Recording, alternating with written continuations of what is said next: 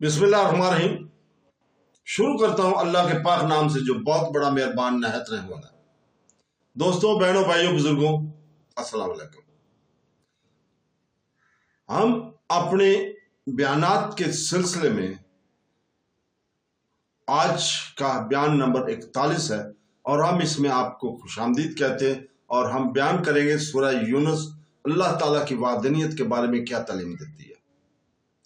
तो बहनों, भाइयों, बुजुर्गों, हमारा मकसद कुरान पाक और सुन्नत रसूल से सीखना और सिखाना है और इलाही रहनुमाई से मसाइल का हल तलाश करना। अल्लाह ताला हमारे इस बयान को नफा बख्श और तमाम दिनों के लिए नूर का जरिया बना दे, आमीन। सूरह यूनुस कुरान पाक के 10वां बाब तौहीद अल्लाह के मतलब और वहदानियत के तसव्वुर की एक गहरी याद दहानी पेश करती है। सूरह यूनुस इस बात पर जोर देती है कि सिर्फ अल्लाह ताला ही कायनात का खालिक, कायम रखने वाला और कंट्रोल करने वाला है। ये बातिल अकायद को चैलेंज करता है, बुतों की पूजा की तरदीद करता है और ये साबित करता है कि अल्लाह ताला हतमी कामयाबी की वहदानियत को तस्लीम करने और इसे तस्लीम करने में मज़मर है। वाज़ा वज़ाहतों, मंतकी दलाइल और माजी की कहानियों की याद दहानियों के जरिए सूरह यूनुस मोमिनों और काफिरों को यकजा तौर पर सिखाती है कि तौहीद ईमान की बुनियाद पर ही मरकजी पैगाम है। सूरह यूनुस के शुरू में ये अल्लाह ताला कुरान पाक की हिकमत और हदायत की किताब के तौर पर बयान करता है। आयत नंबर 3 सूरह यूनुस में अल्लाह ताला फरमाता है, जिसका तर्जुमा है, बेशक तुम्हारा रब अल्लाह है जिसने आसमानों और जमीन को 6 दिनों में पैदा किया, फिर अर्श पर कायम हुआ, अपनी मखलूक का इंतजाम करता है, इसकी इजाजत के बगैर कोई सिफारिश करने वाला नहीं, वही अल्लाह ताला हमारा रब है, तो इसकी इबादत करो, फिर क्या तुम याद नहीं रखते। ये आयत बराह रास्त तौहीद की तस्दीक करती है और ये ऐलान करती है कि सिर्फ अल्लाह ताला के ही खालिक और तमाम अमूर का इंतजाम करने वाला है। ये आजाद सिफारिशियों के ख्याल को भी तरतीब करती है।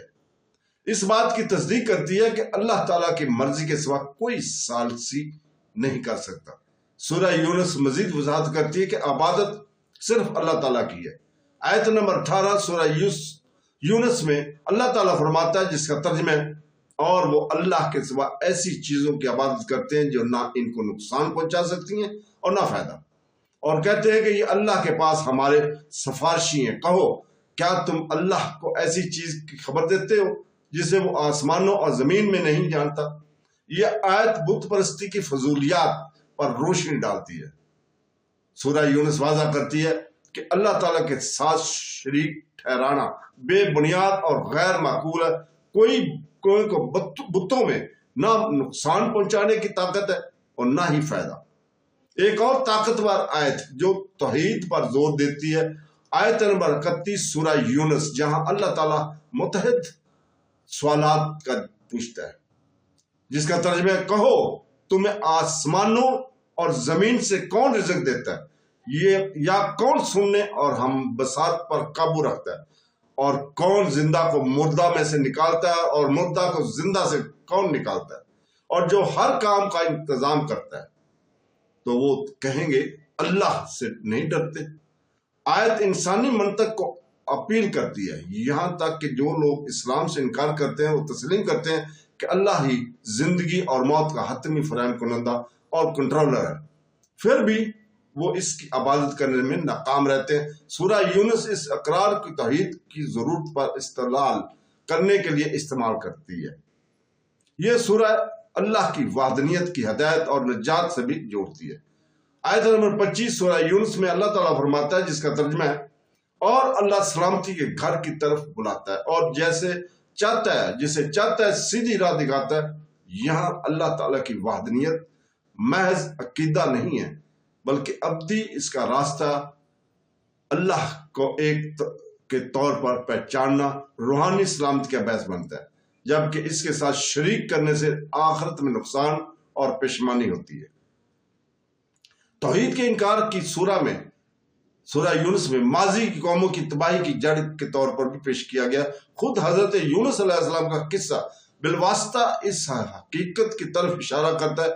दूसरी कौमों के बरक्स कौम यूनुस ने आखिरकार اللہ تعالیٰ کی وحدانیت پر ایمان لایا اور توبہ کر لی، جس کے نتیجے میں وہ عذاب سے بچ گئے۔ سورہ یونس آیت نمبر 98 میں اللہ تعالیٰ فرماتا ہے، پھر کیا کوئی ایک شہر ایسا نہیں ہے جو ایمان لایا ہو جس کے ایمان نے اسے فائدہ پہنچایا سوائے یونس کی قوم کے؟ جب وہ ایمان لے آئے تو ہم نے ان سے دنیاوی زندگی میں رسوائی کا عذاب ہٹا دیا اور انہیں ایک وقت کے لیے فائدہ پہنچایا۔ یہ واقعہ پوری قوم کو بچانے میں توحید کی طاقت کو ظاہر کرتی ہے جب وہ اجتماعی طور پر اللہ تعالیٰ کی طرف لوٹے۔ نبی کریم صلی اللہ علیہ وسلم نے توحید کی اہمیت کے متعلق اقوال میں بھی بیان کیا ہے۔ صحیح مسلم کی حدیث نمبر 28 میں ہے کہ رسول پاک صلی اللہ علیہ وسلم نے فرمایا، جس نے لا الہ الا اللہ کہا اور اللہ کے سوا جن کی عبادت کی جاتی ہے اس کا انکار کیا تو اس کا مال اور خون محفوظ ہو گیا اور اس کا حساب اللہ کے ذمہ ہے۔ اس حدیث سے معلوم ہوتا ہے کہ اللہ تعالیٰ کی وحدانیت کی اسبات ایمان اور تحفظ کی بنیاد ہے۔ توحید کے بغیر دوسرے اعمال کی کوئی قیمت نہیں ہے۔ صحیح بخاری حدیث نمبر 3435 میں ایک روایت ہے کہ نبی کریم صلی اللہ علیہ وسلم نے فرمایا، سب سے افضل کلمہ جو میں نے کہا ہے اور مجھ سے پہلے کے انبیاء نے لا الہ الا اللہ کہا ہے، یہ بیان اس بات کی تقویت دیتا ہے کہ توحید کا پیغام آدم سے لے کر محمد صلی اللہ علیہ وسلم تک تمام انبیاء میں یکساں تھا۔ سورہ یونس اس آفاقی سچائی کی بازگشت بار بار انسانیت کو جھوٹے معبودوں کو رد کرنے اور صرف اللہ کے آگے سر تسلیم خم کرنے کی دعوت دیتی ہے۔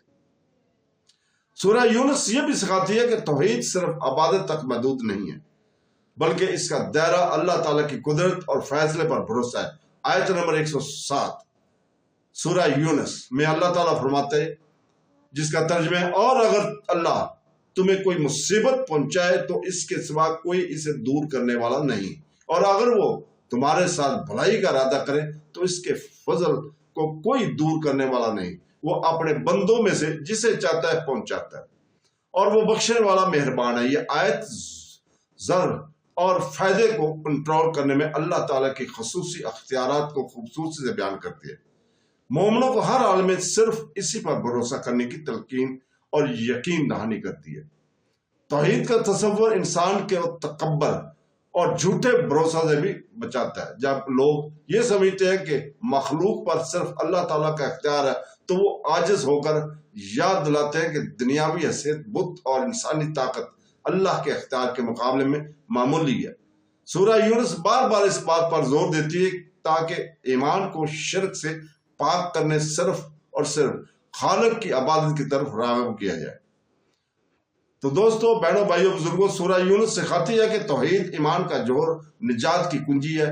یہ اللہ تعالیٰ کو واحد خالق اور پالنے والا قرار دیتا ہے، بت پرستی کو رد کرتا ہے اور انسانی کو صرف اس کی عبادت کرنے کی دعوت دیتا ہے۔ اللہ تعالیٰ کی وحدانیت کو قائم کرنے کے لیے سورہ یونس میں منطقی استدلال، پچھلی قوموں کی کہانیاں اور مخلوق میں الہی نشانات کا استعمال کیا گیا ہے۔ یہ مومنوں کو یقین دلاتی ہے کہ توحید کے پہچاننا ہدایت اور امن کی طرف لے جاتا ہے، جبکہ انکار کے نتیجے میں ندامت اور عذاب ہوتا ہے۔ حضرت محمد صلی اللہ علیہ وسلم کے ارشادات کی تائید میں سورہ یونس کی تعلیمات ہمیں یاد دلاتی ہے کہ توحید نہ صرف ایک عقیدہ ہے بلکہ زندگی کا ایک طریقہ ہے جس پر ہماری عبادت، اعمال اور اللہ پر بھروسہ کرنا چاہیے۔ یہ لازوال پیغام مومنوں کو سیدھے راستے اور ابدی کامیابی کی طرف رہنمائی کرتا ہے۔ آج کے اس گفتگو کے ساتھ ہم آپ سے اجازت چاہتے ہیں اور دعا کرتے ہیں اللہ تعالیٰ سے کہ ہمارے دلوں کو پاک کر ہمارے اعمال کو قبول فرما، ہمارے گناہوں کو معاف فرما اور ہمیں اپنے شکر گزار بندوں میں شمال فرما۔ اور اللہ تعالیٰ سے دعا کرتے ہیں کہ وہ ہمیں قرآن پاک اور حدیث نبوی کی پیروی کرنے کی توفیق عطا فرما۔ آمین ثم آمین۔ اللہ حافظ۔